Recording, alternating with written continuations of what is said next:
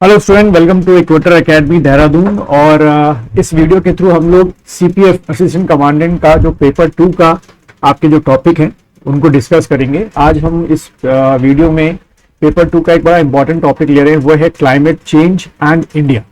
यानी कि climate change जो पूरे वर्ल्ड वाइड हो रहे हैं, सारे कॉन्टिनेंट्स में हो रहे हैं, इंडिया में आपके हो रहे हैं, उसका इंडिया पे क्या असर पड़ेगा, ये आपके जो क्वेश्चन है वो आपका आ सकता है।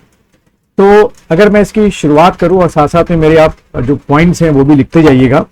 सबसे पहले शुरुआत अगर हम करें तो हम ये समझ सकते हैं कि जो क्लाइमेट चेंज है और जो इंडिया का आपस में रिलेशन बताया गया है, उसको आप इस तरीके से समझा सकते हैं कि अभी हाल में ही जो है आपके नेशनल साइंस अवार्ड जो हैं वो डिस्ट्रीब्यूट किए गए। ठीक है, recently national science award has been distributed. ठीक, तो उस नेशनल साइंस अवार्ड में जो हमारी अचीवमेंट्स हैं, चाहे वो किसमें हो, सॉफ्टवेयर के आपके फील्ड में अचीवमेंट्स हो, या हमारी स्पेस के फील्ड में अचीवमेंट हो, और या हमारी जो क्लाइमेट आपकी क्या है प्रेडिक्शन है या अर्ली वार्निंग सिस्टम है, उसको लेके जो हमारी अचीवमेंट्स हैं, वो हमारी अचीवमेंट जो है इस नेशनल साइंस अवार्ड में शो होती है।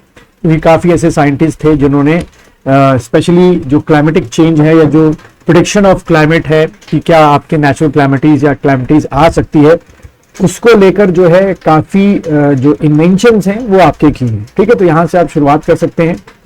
उसके बाद जो वर्ल्ड वाइड, फिर आप अगली लाइन से लिख सकते हैं कि वर्ल्ड वाइड जो आपका क्लाइमेट चेंज हो रहा है, ठीक है, चाहे वो क्लाइमेट चेंज में फॉर एग्जाम्पल आपका यूरोप के कई आपकी कंट्रीज हैं जहां स्नोफॉल जो है, ठीक है, जो स्नोफॉल है उसका जो रेशो है वो बहुत नीचे आया है। तो क्या अगर यूरोप की किसी कंट्री का स्नोफॉल का रेशो अगर नीचे आया है तो क्या उसका असर इंडिया पे पड़ेगा? बिल्कुल पड़ेगा। और इसी तरीके से इंडिया में, हमारे भारत में जो हिमालयन रीजन्स हैं आपके, या जो आपका हिमालयाज है, वहां पर भी जो स्नोफॉल का रीजन पिछले कुछ सालों से स्नोफॉल का जो रेशो है वो आपका डाउन हुआ है। तो इसका असर हमारे हिमालय के साथ साथ यूरोप, अमेरिका या अदर कॉन्टिनेंट्स में भी आपका पड़ेगा। ठीक है, लेकिन ये जो आपका क्या है इम्पैक्ट है, ध्यान रखना वहां पे वर्ड लिखना, जो ये इम्पैक्ट है वो क्या होगा, डिफरेंट वेज होगा। बाई डिफरेंट वेज अलग अलग तरीके से आपका पड़ेगा, और अलग अलग क्या पड़ेंगे उसके कॉन्सिक्वेंस जो होंगे वो हर जगह पर क्या होंगे बच्चों, अलग अलग क्या होंगे उसके कॉन्सिक्वेंस होंगे। कहीं पे उसका जो कॉन्सिक्वेंस होगा वो बहुत ज्यादा हार्श होगा, और कहीं पे जो कॉन्सिक्वेंस होगा वो बहुत ज्यादा क्या होगा, आपका माइल्ड होगा, पता भी नहीं चलेगा। ठीक, उसके बाद जो इंडिया की हमारी जो फिजियोलॉजिकल आपकी क्या है, जो हमारी एसेट्स हैं, फिजियोलॉजिकल एसेट, यानी क्या इसको क्या वर्ड ले सकते हैं, जियो फिजियोलॉजिकल जो हमारी एसेट्स हैं। ठीक है, अब जियो फिजियोलॉजिकल एसेट्स क्या क्या हो गई, जैसे फॉर एग्जांपल हमारे यहाँ द ग्रेट हिमालयाज हो गए। ठीक है, हिमालयाज। अब यहां पर बच्चों हिमालयाज से एक सबसे बड़ी चीज जो है वो हमें क्या मिलती है, आपका फ्रेश जो वाटर है, इसको हम लोग कहां से लेते हैं, फ्रेश वाटर को कहां से मिलता है, वो है हमारी क्या, पेरिनियल रिवर्स। ठीक है, जो आपके साल भर आपकी जो पानी है से भरी होती हैं।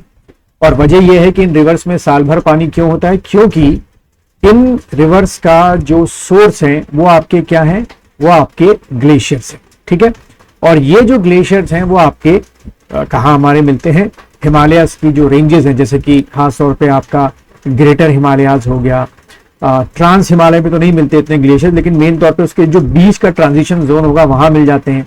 फिर आपके जो लेसर हिमालयाज है वहां पे स्नोफॉल अच्छी खासी आपको मिल जाती है जो हर साल होती है। तो ये सारे सोर्सेज क्या हैं आपके पेरिनियल रिवर के, यानी कि फ्रेश वाटर के। तो ये हमारे पॉजिटिव्स हैं। ठीक है, ये एसेट्स हैं। अब ये एसेट्स अब कैसे हमारे यहाँ क्या बन सकती है, क्लाइमेटी बनती जा रही है, क्योंकि ग्लोबल वार्मिंग के कारण क्या हो रहा है, ये जो आपके हिमालयाज हैं इट नाउ बिकम्स और turning slowly in continuously threat to the population which are living in that area.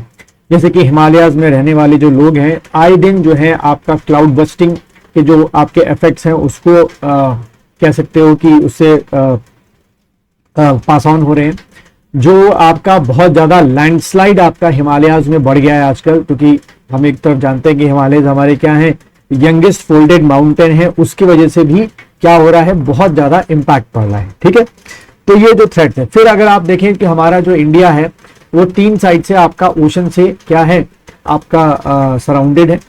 और अगर ग्लोबल वार्मिंग के कारण आपके आर्टिक और अंटार्कटिक की जो ग्लेशियर्स हैं अगर वो पिघलेंगे, तो सीधी सी बात है कि इसका जो असर आएगा वो ओशंस के जो आपके कोस्टल स्टेट्स हैं उन पे आएगा। क्यों? क्योंकि ओशन लेवल रेज होगा। जब ओशन लेवल बढ़ेगा तो इसका सीधा असर होगा कि कई आपके जो कोस्टल स्टेट्स हैं उनका काफी एरिया जो है वो डूबना शुरू हो जाएगा अंडर दी ओशन। ठीक है, उसके बाद ये जो ग्लोबल वार्मिंग है इसके कारण जो है इंडिया में सीधा सीधा 3 चीजों पे असर पड़ेगा। सबसे पहला हो गया फूड, ठीक है, वो आप लिखेंगे। सेकंड जो है आपका क्या हो गया, वाटर, उस पे आपका असर पड़ेगा। और थर्ड जो आपका है वो है एनर्जी सिक्योरिटी। एनर्जी सिक्योरिटी, ठीक है। एनर्जी सिक्योरिटी किस तरीके से बच्चों, जैसे कि आप लोग जानते हो कि फूड प्रोडक्शन जो है सीधे आपके किस पे निर्भर करता है, जो टेम्परेचर है, एक प्लीजेंट टेम्परेचर होना चाहिए, रेनफॉल होनी चाहिए, सॉइल का पीएच वैल्यू अच्छा होना चाहिए, वाटर की अवेलेबिलिटी होनी चाहिए। एनर्जी में क्योंकि आज भी हमारे कई क्या है आपके जो आपके हाइड्रो डैम्स हैं, ठीक है, उन पे बहुत ज्यादा जो है हमारी एनर्जी जो है कह सकते हो कि लगभग 20 to 25% जो है डिपेंडेंट रहते हैं, तो उसका भी बहुत गहरा असर पड़ता है। ठीक है, तो कहने का मतलब यह है कि अब क्लाइमेट चेंज से निपटने के लिए हमें ऐसा जो एडवांस अर्ली वार्निंग सिस्टम चाहिए, एडवांस अर्ली वार्निंग सिस्टम जो किस चीज को समझ सके। ये एडवांस अर्ली वार्निंग सिस्टम जो अपकमिंग आपकी सेंसिटिव जोन्स है, अपकमिंग आपका लैंडस्लाइड है, अपकमिंग आपका फ्लैश फ्लड है, अपकमिंग आपका क्लाउड बस्टिंग है, उसको अगर हम समझ सकें तो ज्यादा अच्छी तरीके से हम ऐसी परेशानियों को क्या कर पाएंगे, टैकल कर पाएंगे। ठीक है, और साथ ही साथ हमको अब ये भी समझना पड़ेगा कि क्लाइमेट चेंज होने के कारण या क्लाइमेटिक चेंज होने के कारण जो आपकी क्लाइमेट से होने वाली डिजीज है, अब उनको भी बड़ी सीरियसली आइडेंटिफाई करना पड़ेगा, क्योंकि लगातार क्लाइमेट चेंज से कई ऐसे वायरस और कई ऐसे आपके बैक्टीरिया हैं जो कि पहले एक्टिवेट नहीं थे, लेकिन ग्लोबल वार्मिंग के कारण अब वो लगातार क्या होते जा रहे हैं, आपके एक्टिवेट होते जा रहे हैं। तो उनको भी हमको यहां से क्या करना पड़ेगा, हैंडल करना पड़ेगा। ठीक है, तो होल सम में हम कह सकते हैं कि हमें बदलते हुए क्लाइमेट चेंज के अकॉर्डिंग अपनी सिविलाइजेशन को, अपनी ईटिंग हैबिट को, अपनी एग्रीकल्चर की हैबिट को क्या करना पड़ेगा, चेंज करना पड़ेगा।